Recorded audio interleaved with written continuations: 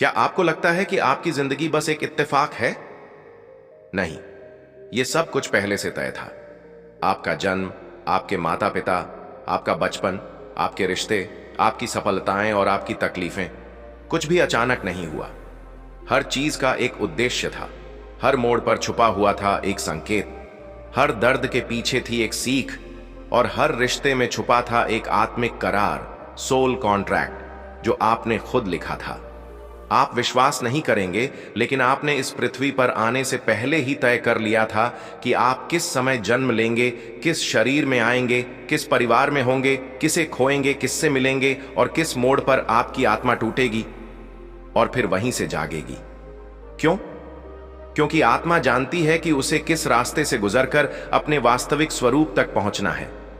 आपके जीवन में जो भी घटनाएं घटीं, वे सिर्फ संयोग नहीं थीं, वो आपकी आत्मा के द्वारा बनाए गए चुनाव थे। आपने उन लोगों को चुना जिन्होंने आपको दुख पहुंचाया, क्योंकि वही आत्मा आपको आत्मबल और क्षमा सिखाने आई थी।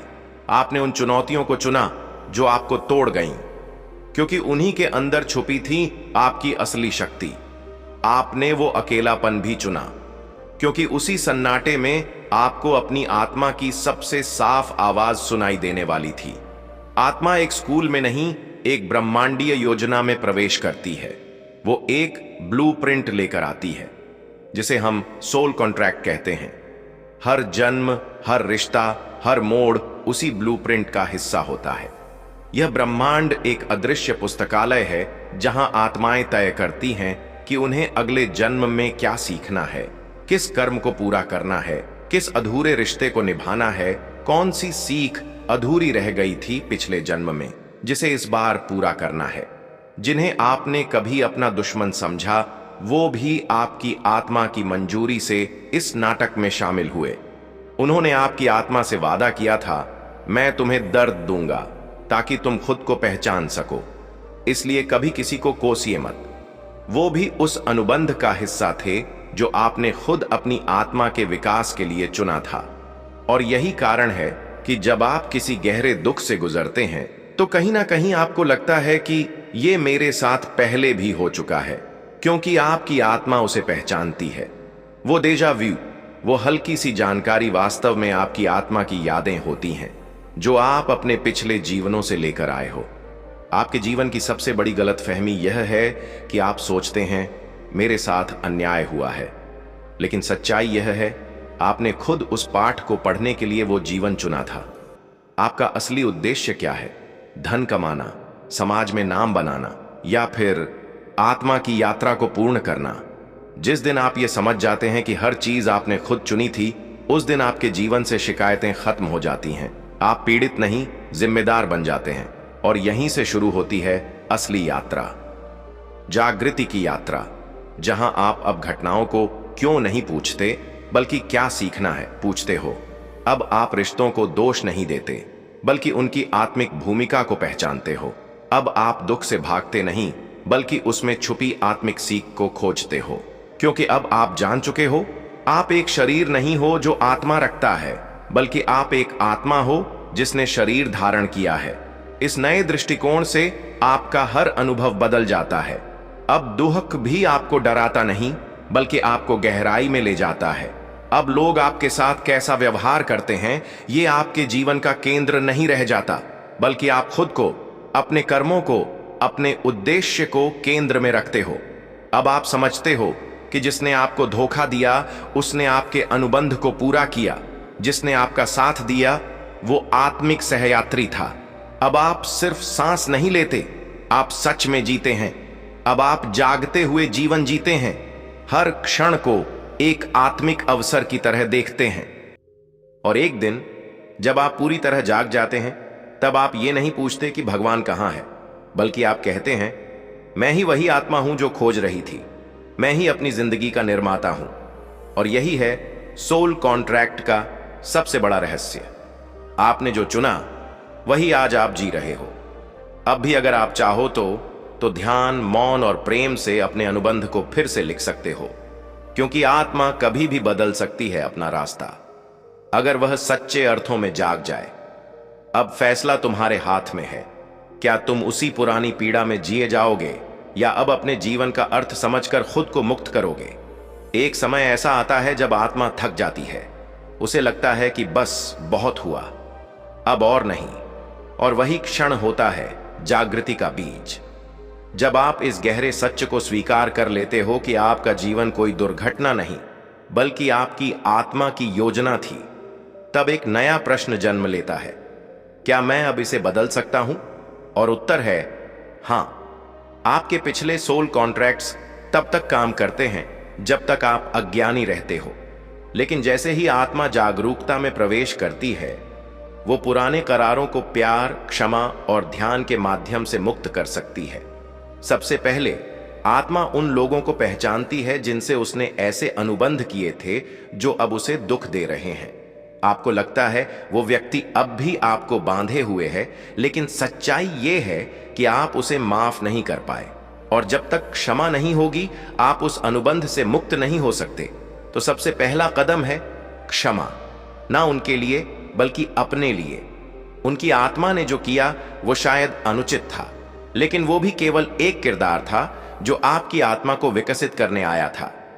दूसरा कदम है ध्यान, क्योंकि जब आप भीतर उतरते हो तो आपको वो सारी परतें दिखती हैं जहां जहां आत्मा बंधी हुई थी। आपको दिखता है कि किन विचारों, किन लोगों, किन धारणाओं ने आपको सीमित कर रखा था। ध्यान उन जंजीरों को खोल देता है जिन्हें आपने वर्षों से अपने मन में बांध रखा था। और तीसरा कदम है नया सोल कॉन्ट्रैक्ट बनाना। हां, आप अपनी आत्मा के साथ फिर से समझौता कर सकते हैं। आप कह सकते हैं, अब मैं डर से नहीं, प्रेम से जीऊंगा। अब मैं दूसरों को दोष नहीं दूंगा बल्कि हर अनुभव से सीखूंगा। अब मैं अपनी आत्मा के रास्ते पर चलूंगा, चाहे वो कितना भी कठिन क्यों ना हो। यह नया अनुबंध आपको हल्का कर देगा।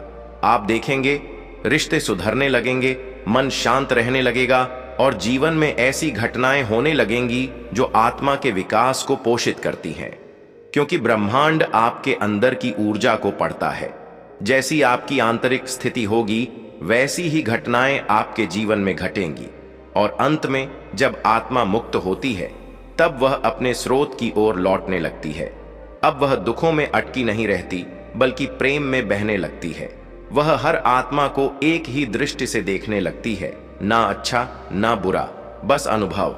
हर आत्मा शिक्षक है, हर अनुभव पाठशाला है, और हर क्षण एक अवसर जागने का, प्रेम करने का और लौट जाने का। अब आत्मा समझ चुकी है कि उसने जीवन की किताब को खुद ही लिखा था। उसने हर अनुभव, हर दुख, हर सफलता, हर मिलन और हर बिछड़ाव को चुनकर अपने जीवन में बुलाया था। लेकिन अब आत्मा थक चुकी है इन दोहरावों से। वो जन्म और मरण के चक्र से ऊपर उठना चाहती है। अब उसे न कोई दुश्मन लगता है, न कोई पराया। अब वह सबको उसी आंख से देखती है जिस आंख से ब्रह्मांड उसे देखता है, करुणा और शुद्ध प्रेम की आंख से। और यहीं से आत्मा का अंतिम अध्याय शुरू होता है, वापसी का अध्याय। वो स्थान जहां से आत्मा आई थी वो कोई भौगोलिक जगह नहीं है, वो एक चेतन अवस्था है। एक ऐसा स्तर जहां ना द्वैत है, ना द्वंद्व, ना अच्छा ना बुरा, बस एक शांति, एक मौन, एक प्रकाश जिसमें सब कुछ समाया हुआ है। इसे कोई लोग परमात्मा कहते हैं, कोई ब्रह्म, कोई सोर्स, कोई एब्सोल्यूट कॉन्शियसनेस। इस अवस्था में आत्मा यह जान लेती है कि वो न केवल जीवन जी रही थी बल्कि वो खुद जीवन ही थी। हर धड़कन, हर सांस, हर भावना उसी की रचना थी। अब आत्मा न भविष्य की चिंता करती है, न अतीत के पछतावे में जीती है। अब वो केवल वर्तमान में होती है, पूर्ण रूप से, गहराई से, प्रेम पूर्वक। वो हर दिन को ऐसे जीती है जैसे वह एक आध्यात्मिक उत्सव हो। हर बात में उसे संकेत दिखते हैं, हर चेहरे में उसे भ्रम दिखता है, हर दर्द में उसे उद्देश्य दिखता है। वो न तो भाग्य को कोसती है, न भगवान से कुछ मांगती है। अब वो केवल धन्यवाद देती है उस हर अनुभव के लिए जो उसकी आत्मा को जागरूक बनाता गया। अब वो आत्मा वापस नहीं जाना चाहती उस पुरानी बेहोशी में। अब वो खुद को भूलना नहीं चाहती। अब वो एक ऐसा जीवन जीना चाहती है जो उसकी आत्मा के साथ मेल खाता हो, जहां बाहर और भीतर में कोई अंतर न रहे। और धीरे धीरे जैसे ही आत्मा इस अवस्था में स्थिर होती है, उसे एक अलौकिक मौन अनुभव होता है। एक ऐसा मौन जो शब्दों से परे है, जिसमें ना कोई विचार है, ना कोई पहचान, बस एक अस्तित्व है। Pure being. वही मौन उसकी वापसी का द्वार बन जाता है। अब आत्मा एक बार फिर उस ओर लौटती है जहां सब कुछ शुरू हुआ था, जहां कोई नाम नहीं, कोई रूप नहीं, बस ऊर्जा है, बस प्रेम है, बस ब्रह्म है। और यही होता है आत्मा की यात्रा का अंतिम बिंदु, पूर्णता। अब आत्मा को कुछ भी साबित नहीं करना, ना खुद को, ना दुनिया को। अब वह बस होती है। जीवन अब एक युद्ध नहीं बल्कि एक ध्यान बन गया है। और आप अब केवल शरीर में नहीं रहते बल्कि चेतना में जीते हैं। अगर आप यहां तक पहुंचे हैं तो ये केवल जानकारी नहीं थी, ये एक याद थी, आपके भीतर छुपी हुई एक पुरानी गूंज जो आज फिर से सुनाई दी है। अब समय है इस जीवन को एक नए सोल कॉन्ट्रैक्ट के साथ जीने का, एक ऐसा अनुबंध जो भय पर नहीं बल्कि प्रेम, शांति और आत्मज्ञान पर आधारित हो। क्योंकि अंत में आपका जीवन आपकी आत्मा का प्रतिबिंब है और आत्मा कभी गलती नहीं करती, वो बस समय लेती है जागने के लिए। अब आत्मा जान चुकी है कि उसका अस्तित्व समय और स्थान से परे है। वो केवल जन्म और मृत्यु के मध्य चलने वाला अनुभव नहीं है, वो एक अविरल चेतना है जो हर युग, हर ब्रह्मांड, हर स्वरूप में विद्यमान है।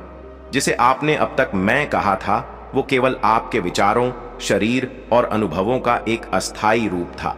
लेकिन जब आत्मा पूर्ण जागृति की अवस्था में पहुंचती है तो वो देखती है कि मैं न केवल इस शरीर का अनुभव कर रहा हूं बल्कि मैं ही यह संपूर्ण सृष्टि हूं। अब आत्मा में कोई प्रश्न नहीं बचता, कोई खोज नहीं बचती, कोई चाह नहीं बचती। अब वह केवल प्रकाश बन चुकी होती है। शुरू में जिसने जीवन को एक पहेली की तरह देखा, वो अब जान गया है कि हर उत्तर पहले से उसके भीतर था। जिसने दूसरों से प्रेम मांगा, अब वो जान गया है कि वो खुद प्रेम का स्रोत है। जिसने भगवान को बाहर खोजा, अब वो जान चुका है कि मैं ही परमात्मा हूं।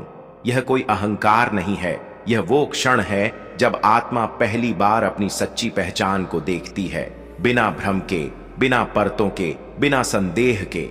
अब आत्मा न केवल जागृत है बल्कि वो स्वरूप में स्थित है। अब हर सांस में ध्यान है, हर दृष्टि में करुणा है, हर शब्द में सत्य है। आप जब किसी से मिलते हैं तो आप उनके शरीर, जाति, भाषा नहीं देखते, आप उनकी आत्मा को नमस्कार करते हैं। आप अब मैं और तू के भेद से ऊपर उठ चुके होते हैं।